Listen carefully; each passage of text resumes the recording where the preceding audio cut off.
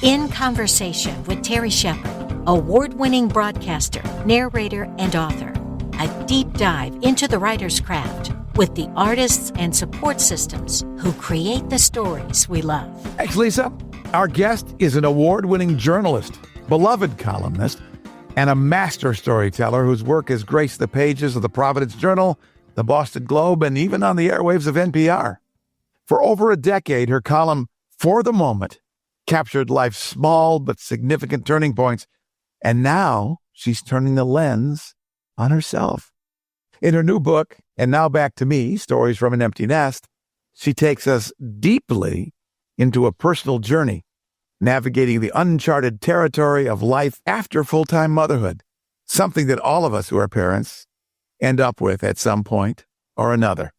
We welcome Rita Lussier, and we'll be talking about her book, And Now Back to Me, on the program today. Rita, welcome to the conversation. Thank you. It's a pleasure to be here. And Now Back to Me is such a personal and reflective journey. What made you decide to write it? Okay, so writing is a lot of times how I process my thoughts. So when the emptiness happened, I had a lot of time and a lot of thoughts, and there were so many changes, and I couldn't quite figure out what to do. I started writing a lot.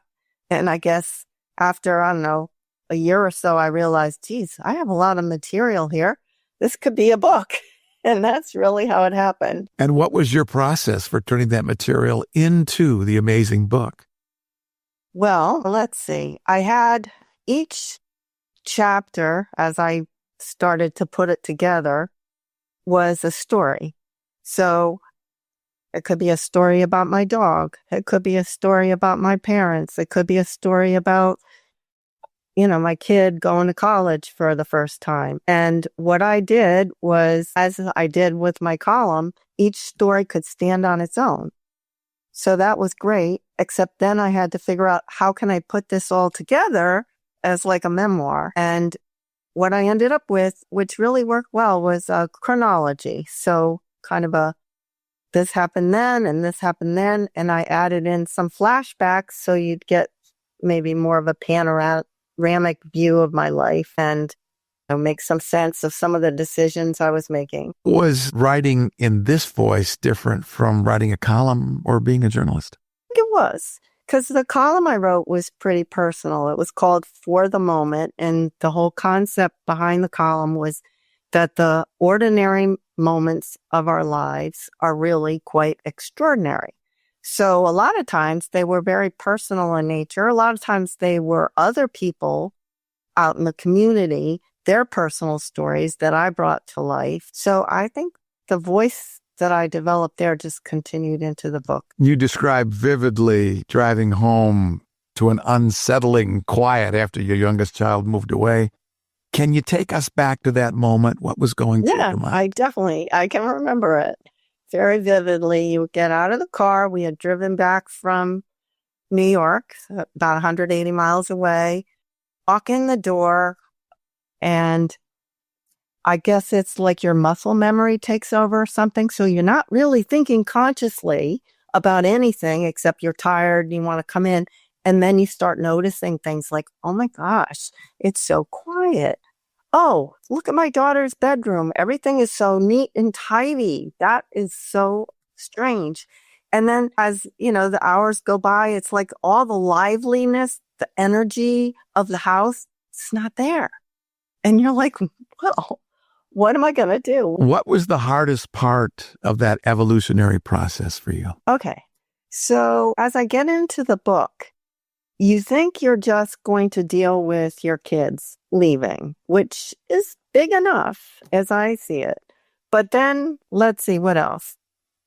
So you're with your spouse, my husband, Ernie, and it's awkward. It's totally awkward. Like you've just been so focused on making a living, keeping the house running, getting the kids here, there, every which where. And then it's just you and him. And it's like, what? So you adjust to that. And then I think a lot of us end up with our parents starting to need us. And that happened to me in a big way right away. So there was that. And then there's all these decisions that you probably, at least I shouldn't say you, but I definitely postponed until when I had more time. So then they're all coming at me like, we haven't done anything with the house. It's falling apart. Do we want to move? What are we going to do? And, money things. And it's just everything seems to come at you all at once. So I wrote about it, but that was how I dealt with it, really. What was the biggest thing you learned from that experience? I think I've developed a whole new philosophy of life from when I was younger, which is just don't panic so much about what I'm going to do in an hour or next Tuesday or whenever. I just trust myself more that it's okay not to know right now, Rita. You'll know when you get there. And, it kind of works. It was really good to come to that conclusion because it saved me a lot of stress, I think. The book is And Now Back to Me, Stories from an Empty Nest. It's written by our special guest, Rita Lussier. Her website is RitaLussier.com. How many reinventions have you had in your life? It depends on how you define reinvention. Plenty. I mean, I wake up in any given morning, I say, I'm going to be a better wife, or I'm going to be a better runner, or I'm going to be a better tennis player, or I'm going to be a better friend or mother or whatever. And then I come up with a little initiative to make that happen. I guess those are small, mini reinventions. But I guess big ones, well, let's see. You grow up, that's a big one, and realize that you have responsibility for everything that you never even imagined. I got married. Then I got married again. So I reinvented that. And having kids is a big reinvention of who you are. Having them leave and then taking care of your parents is a big reinvention. I think life is about reinventing yourself now that we're talking about it. What were the commonalities of that reinvention process for you? Well, I think the idea is in most cases, you see something about yourself you want to change. But in some cases, it really does get thrown at you. But you start learning what are your tools? What are you in particular qualified to do? What are your resources? And I mean, a lot of those are internal. So and I think you get confidence in those as you go along and solve things. So the change comes and you say to yourself, here we go again. Yeah, exactly.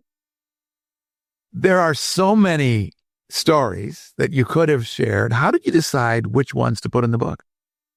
I think the ones that rose to the occasion were the ones that seemed to be crossroad moments or things where I actually realized something in that moment that helped me move forward. Because there were so many emotions during this time. There were days that I was like, yeah, this is great. I'm free. I don't have anything that I have to do. And then there were days where it was just too much. Like, it's so quiet. What am I going to do? I've called every friend. They're all busy. Oh my goodness. And I was also, I should mention this, trying to reinvent my work at the same time because I had stopped writing, of course, the newspaper column right at the same time as my daughter went to college. So it was just everything at once. And parenting doesn't end when the kids leave the house. How has your relationship with your offspring evolved since their departure? It's still evolving, but I think at first, the initial shock for me was I was all ready to be like hands off, like you're big now, you've grown up, go out there and do it. And then unsuspectingly, they would call and they need you. Sometimes they desperately need help. And I would be like, okay, yeah, all right, I can do this. And the other thing, I would imagine you went through this as well, but especially right in the college years, they come back. Like, so you're just getting the idea of how to, maneuver around the house by yourself. And here's my daughter with They had these long vacations and everything felt great when we were having a great time with her. And then all of a sudden she goes back. Hard to get in the summers were that. So We're in conversation with Rita Lussier. We're talking about And Now Back to Me, Stories from an Empty Nest. It's a fantastic book that I think all of us who have been parents and have let kids fly from the nest can relate to. And then comes the parenting for your parents. yeah, What was that experience like watching the circle complete? it was probably the most difficult part of all of it because my mom was in the early stages of Alzheimer's and my dad was caring for her and he needed more and more support. And there's just something because around my parents, they always cared for me. And then suddenly there's this kind of crucible moment where you realize it's not going to be that way anymore. There's not going to be anybody out there caring for you. I mean, they care for you, but they don't take care of you anymore. And you are going to have to do that back. And I wanted to. It was sad. And I don't know, watching them age and all the different things they went through. It was very difficult. And eventually they become kids again. Yeah. And you have to start making decisions for them. Was that hard to do? I'm so grateful. My dad eventually lived until he was 96 and he was sharp as a tack right down to the end. So I did not have that. And he made most of the decisions for my mom. So I did not have that experience. Yikes. What did your dad's life teach you about living? He taught me so many things, honestly. But I do think that one of the biggest things, and I did write about it in the book, is this idea that acceptance is a virtue. Like instead of fighting your circumstances, and I write in the book that there was this moment when he was in a rehab facility for one reason or another. And then he got the news that they wanted to keep him there another week when he thought he was coming home. So he called me up and he left this long message and he said, I need my cell phone. I need this. I need that. And so the next day I went there.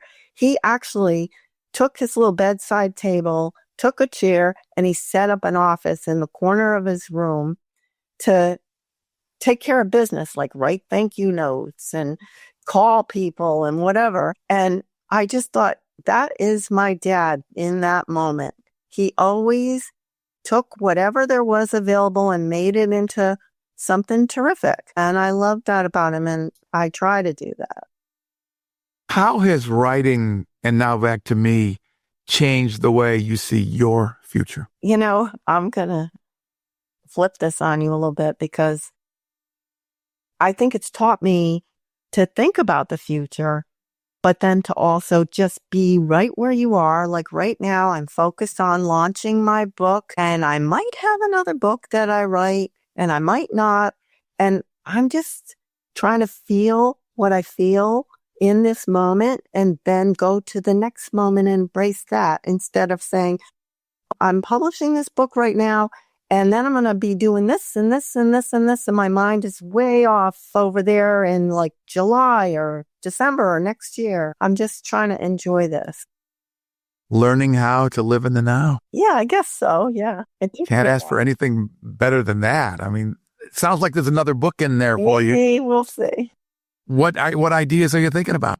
Okay. So here's an ironic thing.